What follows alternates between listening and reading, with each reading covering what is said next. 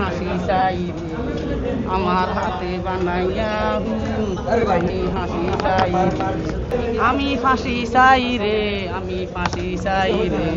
কোরআন ধরে বলছে যে ওই মহিলাটাকে উনি বিয়ে করে নাই, বন্ধুর বউ। আমরা চাচ্ছি বিচার।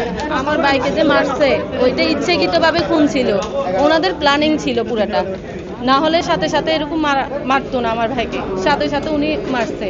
যার কারণে আমরা বিচার চাই, আমরা চাই ফাঁসি, আমরা এক কথায় ফাঁসি চাই। এবং আমরা চাচ্ছি যে ওনাকে উস্কানিমূলকভাবে যারা আছে তাদেরও বিচারটা চাই। আর ওনার সাথে ওনার দ্বিতীয় পক্ষের যে স্ত্রী দুইজনের আসামি দুইজনেরই আমরা ফাঁসি চাই। ওনারা আমার মাকে এবং ভাইকে আগস্টের আপনার 13 তারিখে উনি বের করে দিছে। কোরআন শরীফ ধরে আমার চাচা এবং চাচার বউদেরকে সবাইকে ডেকে আনি কোরআন শরীফ ধরে বের করে দিছে যে উনি ওই মহিলাটাকে বিয়ে করে নাই। ওই মহিলাটাকে আনছে 10 আগস্ট আমার বিয়ের দিন, গায়ে হলুদের দিন আনি পরিচয় দিছে যে ওই মহিলাটা হচ্ছে যে ওনার বন্ধুর বউ, এটা পরিচয় দিছে। এখন 13 তারিখ কি করছে, আমার বিয়ের পর আমার মাকে এবং ভাইকে কোরআন শরীফ ধরে আমাদের সমাজের একজন ভাবুল নামের উনি এবং আমার চাচারা এবং চাচিরা সহ সবাই মিলে আমার মাকে এবং ভাইকে বের করে দিছে। এবং উনি তখনই বলছে যে 10 মিনিটের মধ্যে যদি না বের হয় তাহলে ওনাকে এবং আমার ভাইকে জবাই করে দিবে। এখন সবাই মিলে বলতেছে যে তোমরা চলে যাও। তারপর আমার মা এবং ভাই দুজনই ওই দিন বের হয়ে গেছে। এরপর আপনার 9 সেপ্টেম্বর রাতে উনি ওনার দ্বিতীয় পক্ষের ওই স্ত্রীকে নিয়ে আসছে। আসার পর আমরা শুনছি 10 সেপ্টেম্বর দুপুরের দিকে।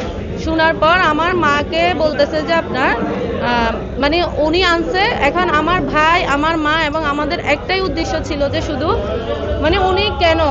উনি তো ওই দিন কোরআন ধরে আমাদেরকে বের করে দিচ্ছে। উনি বলছে এটা ওনার ওয়াইফ না, কিন্তু আজকে আসি কেন উনি ওয়াইফ বলে সবাইকে পরিচয় দিচ্ছে, ওনাকেই কেন বিয়ে করছে ওই মহিলাটাকে। শুধু এই কথাটা বলার জন্য আমরা চিটাগাং বাসা থেকে আমরা যাচ্ছি। এর আগে আমরা বাড়িতে যাওয়ার আগে আমরা থানায় একটা অভিযোগ করছি।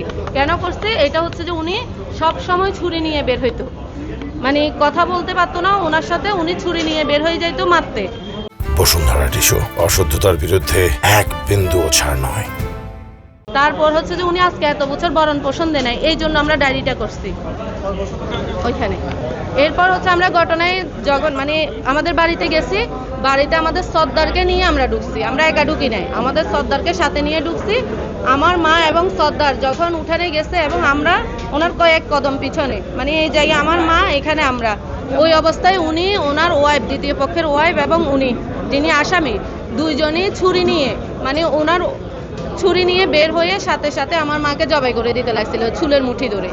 এখন আমার ভাই ফার্স্টে ছিল, আমার ভাই যখন বাঁচাইতে গেছে ওকে সাথে সাথে দিচ্ছে ছুরি মেরে। এখন আমরা আমার মাকে বাঁচাইতে আমার বোন আমি দুজন যাচ্ছি বাঁচাইতে, মাকে এবং ভাইকে ওই মুহূর্তে ধরবো ওই সেকেন্ডটা ছিল না।